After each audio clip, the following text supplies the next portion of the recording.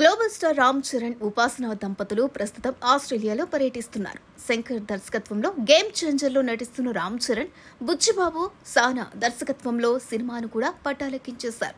Game చేంజర్లో తన shooting part పూర్తి చేసుకున్న రామ్ చరణ్ ప్రస్తుతం బుచ్చిబాబు దర్శకత్వంలోని సినిమా కోసం సన్నద్దమవుతున్నారు.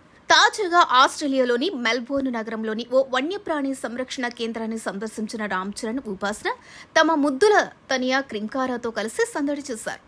అక్కడి జంతువులను ఆసక్తిగా తిలకించారు. ఈ పర్యటనకు సంబంధించిన ఫోటోలను ఉపాసన సోషల్ మీడియాలో పంచుకున్నారు.